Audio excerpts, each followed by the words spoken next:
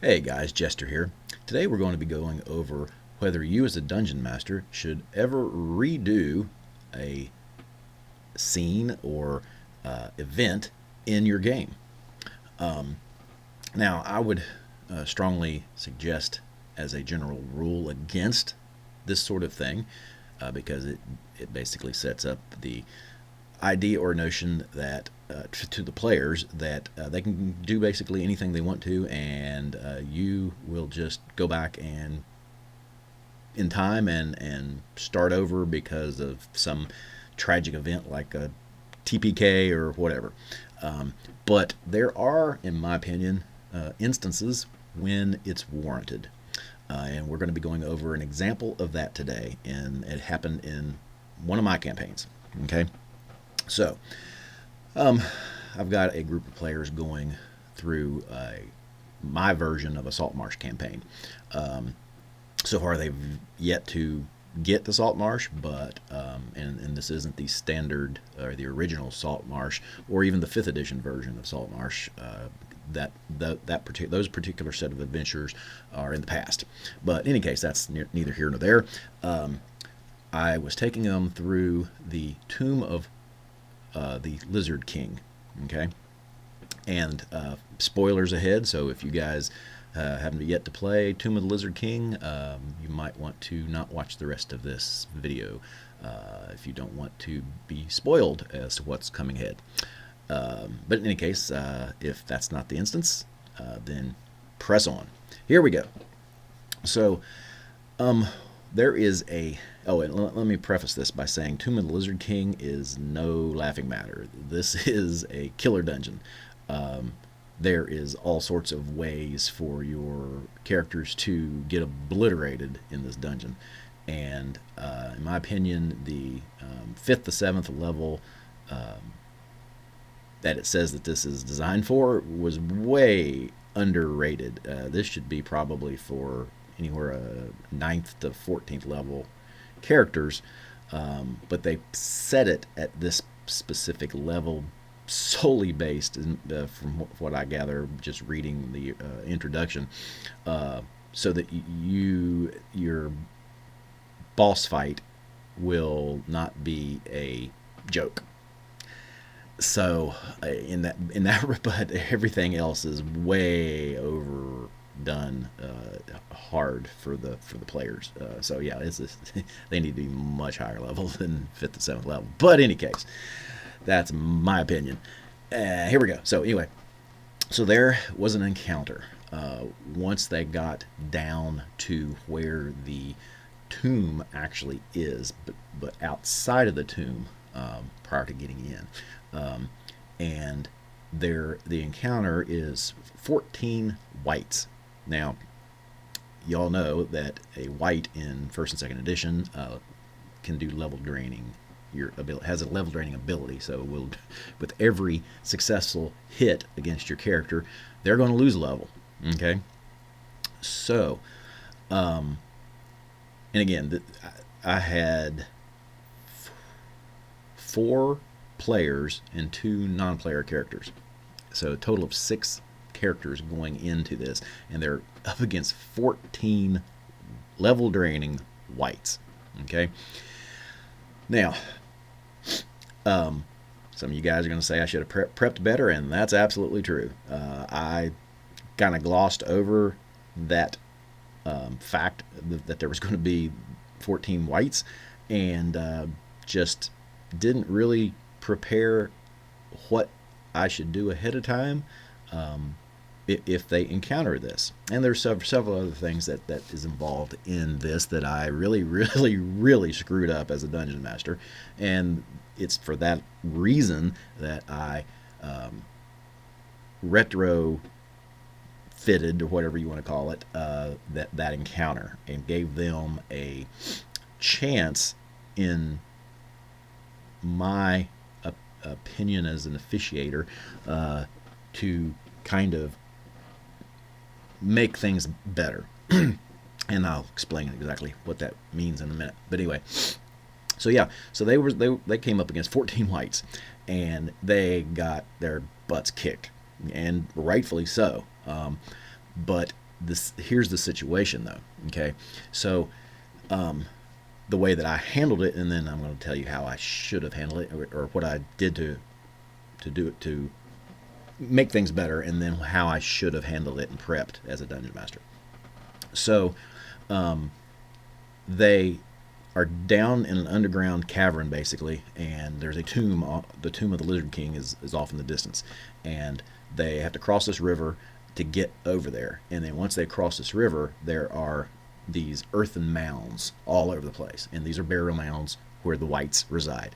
Okay, and the encounter is just 14 whites, but so as they got close to that, I just had them have them roll party initiative, and I rolled the white initiative, and I ended up winning the initiative. So the whites got to strike first, and I had all 14 whites just pounce on them. Boom. End of story. I mean, they ended up running back across the river and escaping. None of them died, but the 5th to 7th level characters were now like 3rd level characters. There's no way they're going to survive the rest of this freaking campaign. I mean, it's pretty much a done deal. And anyway, so we basically ended the session because it was at the ending time anyway. We ended the session right there, and it's a once a month game, and so I during that month got to contemplating what I did wrong as a dungeon master, which was a lot. And so I gave them another chance to handle that encounter differently. And I'll get into that, all those reasons and things that I did here in just a second.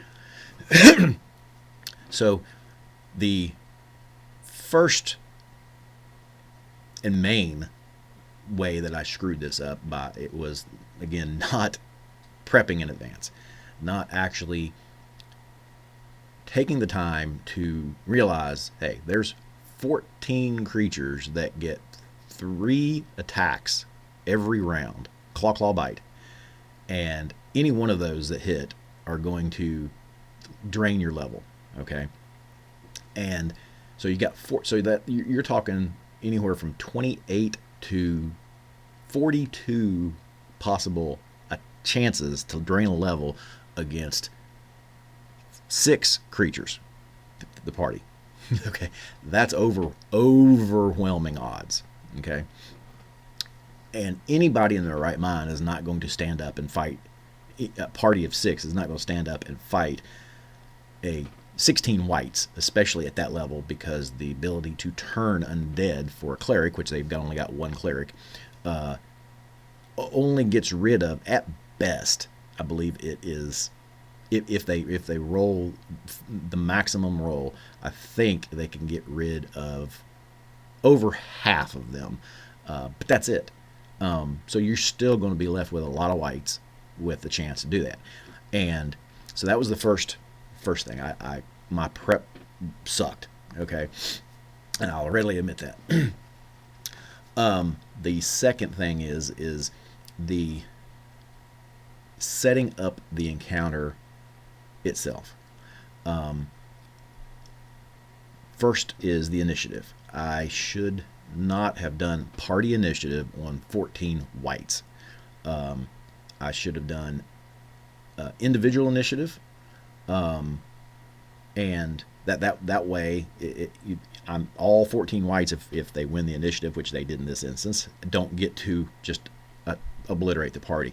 It'll be staggered. Okay, so that's the second way I screwed up. I did side initiative as opposed to individual initiative. Okay, another way that I screwed up was that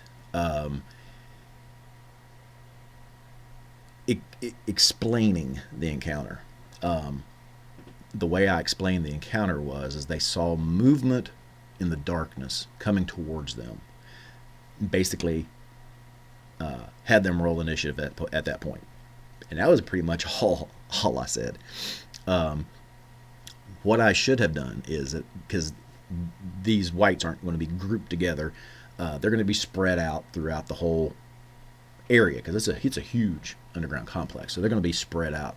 So what I should have done is had one or two of the whites come towards them, with the rest of the whites kind of noticing activity in distance and start to slowly make their way in that direction, giving the party a chance to encounter one or two whites to begin with. So even if I do a side initiative and the whites win, there's only one or two attacking them as opposed to 14.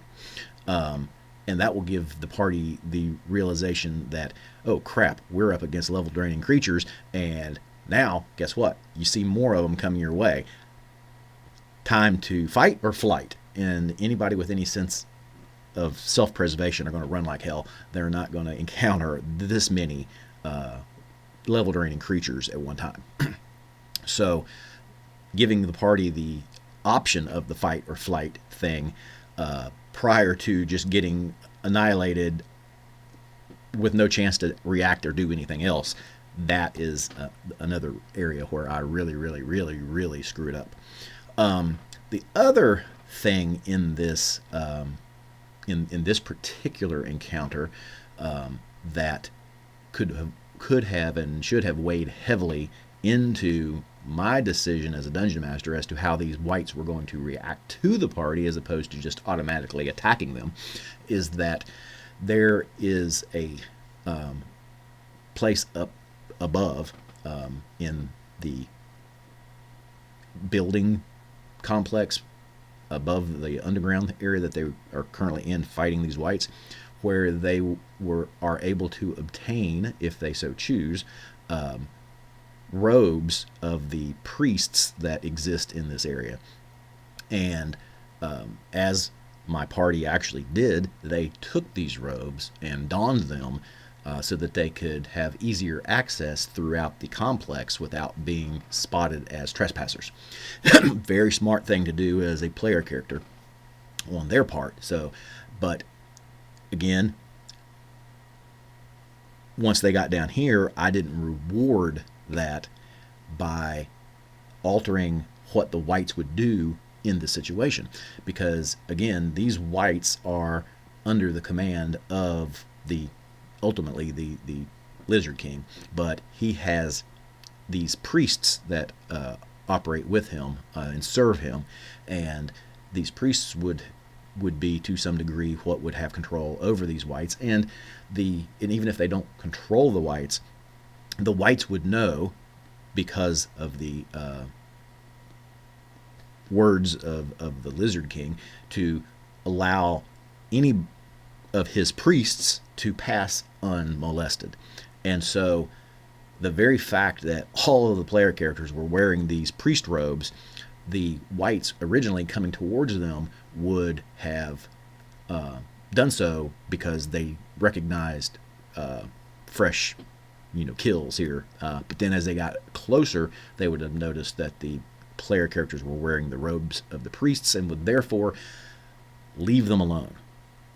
And so unless the player characters, once they saw that these were whites, immediately attacked or did something that the priests would not have normally done, there would be no reason for the whites to actually attack them. So again, there's another huge way that I screwed up this encounter. So having said all of that, I did a retrofit to the encounter, and basically what I told the party via Discord chat throughout the course of the month was I gave them the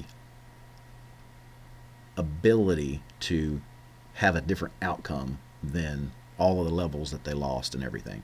And the way that I did that was I placed them back in the initial encounter where they had just crossed the river, and they noticed movement in the darkness, and I described what the one creature was that was coming towards them. And I gave them at that point the option to do something different. I didn't didn't tell them what or why. And it wasn't going to be an automatic redo, because they, as a player character, still had options that they could have done, i.e., the fight or flight. So I'm giving them a chance to, again, if continue to fight just like they did did prior. What I was not going to do was basically have a redo of the fight itself, because that aspect of it is not what would, would not warrant a redo. You're not going to get to have the same fight over again and hope for different result just because you have better dice roll, or to that, or something to that effect. That's not going to happen in any of my redos. My redos are solely based on the fact that I, as a dungeon master, screwed up, overlooked something, or something to that effect, and as a result, I'm giving you a chance to rectify the situation. So in this case, I gave them the starting point again, and now, yes, they have the knowledge that these were whites that they were fighting, and at that point they can go ahead and retreat. But again, I'm making them make that flight decision based on something specific. I'm not going to allow you to just have, because you have the foreknowledge of the fact that you just faced 14 whites and got your ass kicked, that now that it's initiative time, you're just like, oh crap, we see something in the darkness, let's run. Not going to happen. So I was looking for something very specific that would, in my opinion as a dungeon master, based on all of the situational things involved, would make something reasonably happen. And what that was I was hoping that one of them would realize that that these creatures are not going to bother them because they are wearing the robes. Okay? Because they put the robes on specifically for that reason, that they could go through this, the dungeon and not get harmed. But in their minds, originally when they did it was if they encountered other priests or other living creatures. Okay, once they got down there, things kind of changed and forgot and whatever. So but again, that was my fault. So that's again why I'm letting them have this chance to alter things. So so I went ahead and started they just crossed the river. They saw movement coming towards them. What are they going to do next? They handled it the way that I was hoping that they did. One of the player characters actually said that they, because that they're wearing the robes, that let's see what they're going to do, and then I, as changed my way of doing it, and I had everybody roll individual initiatives. So, and had my whites do the same thing. I mean, it's a pain in the butt to have 14 separate initiative rolls, but in this particular type of encounter, when you've got this high potential of damage done, to me, that's a necessary thing. So anyway, so I did the individual initiatives. They, of course, as players or as characters, didn't know that there's 14 whites at this point, because again, they only see one or two. But as players, they know because they've already done this. But in any case, my main thing was I needed them to recognize the fact that they were wearing the robes and therefore probably wouldn't be harmed. And so when we did the initiative, party actually won the initiative this time, or the first few won the initiative, and their reaction was, we're going to wait and see what's going on. And so at that point, I had the one or two whites come up close to them, but then kind of just not do anything, not advance on them, not make any hostile gestures, not attack them or anything. And it was at that point that they realized why. And then they, at that point, also realized that even though they could bypass this encounter with the whites more than likely, because of the fact that the first two didn't readily attack them like I had done in the original encounter, that they probably aren't high enough level to proceed any further in this dungeon. So they went ahead and fled back across the river anyway, but they didn't do it in a fleeing manner. They just calmly went back and across the river. And then they summarily left the dungeon, and we went on to something else in the campaign. Hopefully they'll be returning back to this dungeon which is actually their intention, once they obtain a few more levels, so that they have a fighting chance against creatures like this. But again, I don't recommend that this be any kind of a normal occurrence for you as a dungeon master to redo tragic events in your campaign, because sometimes players have just got to learn from mistakes. And actually, earlier in this same campaign, I had two of the players died. One got freaking dissolved by the acid breath of a black dragon at basically the main encounter at the top, and then one of the other ones died from a poison dart trying to open up a chest, after the thief had already disarmed several poison dart traps on other chests. This other character who doesn't have that ability to disarm traps, just like, I'm gonna go ahead and open up this one in any case. They're not all gonna be trapped, which they weren't all trapped, but the one he chose to do was, and he failed his saving throw and therefore died. I'm not gonna alter that. I mean, you knew in advance what was happening, and you chose to do something stupid, and as a result of the dice, you had your chances of the dice too. Just turned out the wrong way. Sorry, you're dead. Not going to alter that. That is what it is. It wasn't anything that I did that was wrong. It was solely on the character himself. And when it's that type of scenario, let the chips fall where they are. But in the rare instance, well, I shouldn't say rare instances, but in the instances where me as the dungeon master royally screws up, and I have a way of fixing it to some degree, I'm going to, because in my opinion that's only fair to the players, because I don't want them to think that I'm just royally screwing them for no good reason, or that regardless of how well they play, they're just doomed. Okay, now Tomb of Horrors, that's a different thing. You tell your players ahead of time, you're gonna die in this thing. You just be prepared for every one of you to freaking just toast, okay? And see how well they can get through it, But in a regular dungeon setting like this, in a normal campaign, you shouldn't have insta-kills for no reason. Absolutely no reason whatsoever. I mean, there's got to be some kind of logical way out of it, or at least you as a dungeon master giving them some kind of description to warn them to some degree, even if it's subtle, even if it's very subtle, just give them some kind of out.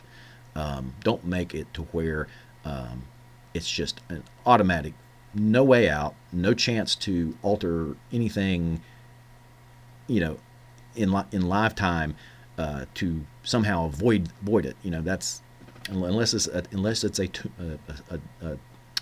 adventure like the Tomb of Horrors, where the whole dungeon is set up like that. I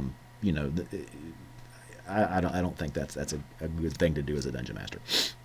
But in any case, if you disagree with anything I've said, or think I'm complete horseshit for doing what I did, leave comments in the comment section. Let me know. If you think that, hey, good job, that's what you should have done, leave that in the comment section too. That's what the comment section's for, so I can get feedback from you guys and let me know what you think, good or bad, whatever.